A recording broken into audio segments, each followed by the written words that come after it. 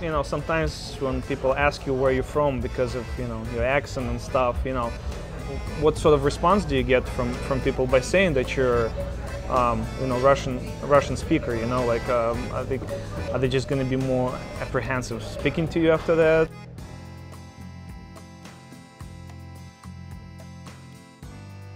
There are an estimated 20,000 Russian-born people living in Virginia, Maryland, and the District of Columbia. And after years of intrigue, the July arrest of an accused spy, countless spy movies, I could get him out of the country. And the Russians got a hold of it. you might wonder if the next young Russian you meet is a spy, but maybe you shouldn't. Many of them just want to live, work, and study here, and party. So we're at Marijuana. It's the Russian restaurant and a nightclub lounge here in DC area. They serve a lot of traditional Russian Ukrainian dishes here.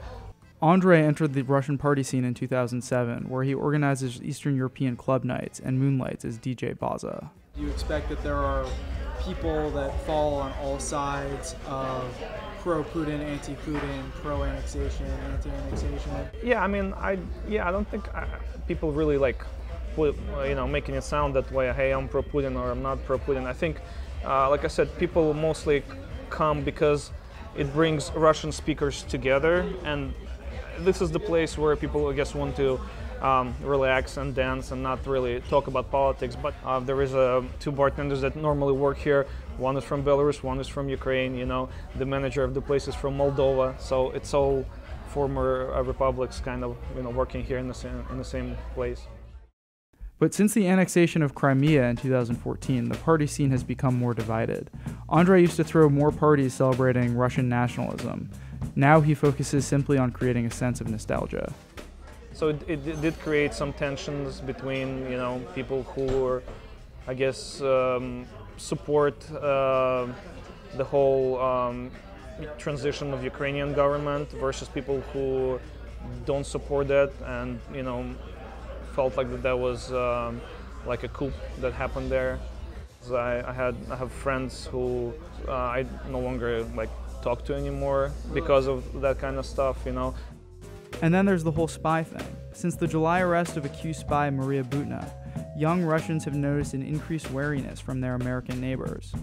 Young Russian speakers, especially women, have to deal with the constant suspicion that they are a spy. So this Maria Butina case is very fascinating, right? And she's quite a character. And I think that in pop culture, there's this image of a Russian spy or any other spy, woman spy that looks like a James Bond girl. Karina Orlova is an opposition journalist from Moscow. She came to the United States in 2015 after receiving death threats. There are other Maria Butinas running around Washington, working for the Kremlin without official cover. Well, not that I know of. Otherwise, I would report on them immediately to the FBI. But I'm sure there are a lot. Yeah, it would be a shock if she wasn't the only one.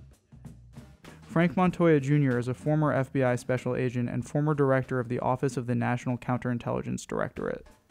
You know, this is just another indicator that the great game continues, that it's just the next generation of intelligence officers and agents and co-optees that are participating in this opportunity that the Russians have been taking advantage of for years. How have Tinder and other dating apps changed the classic honey trap, and are these being deployed in the field in Washington?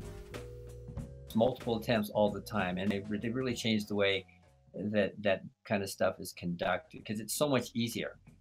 You know, it's basically a person-to-person connection over the internet. So the social media aspect of it really makes it easier to reach out and touch multiple targets, but also to make it seem more innocuous, make it seem less threatening from a national security perspective. But not everyone is a Maria Butina. I'm here in the United States. I'm seeking asylum because in Putin's dictatorship Russia, they create anti-gay propaganda law. Russian opposition figures and LGBTQ refugees in exile like Gleb Lotnik are regarded with more suspicion by their own government back home than by their new neighbors here. He came to the United States in 2014. He is a representative of Rusa LGBT DC. I started protesting against it and also protesting for freedom for political prisoners and ask Mr. Putin, hey, let's follow the constitution. And Russian police, they tell me, if you don't stop it, we will put you to the prison. I said, hey, come on, I didn't make any crimes. They're just laughing and said, you don't need to make any crime, but we can create a fake criminal case against you. The day we caught up with Gleb, he was demonstrating outside of the Uzbekistani embassy, protesting the country's law banning homosexuality. People started asking me a lot of questions about Russia. It's interesting for people because now on TV, very often words Russia, Russia, Russia, Russia, Russian investigation. While Washington awaits the outcome of Robert Mueller's investigation, the young Russians we spoke to continue their regular routines, finding small connections to home when they can. I think Russians in DC still want to feel that they have some sort of a community here, even though there's been a lot of disagreement on certain things. I think Russian speaking community kind of still wants to stay close together.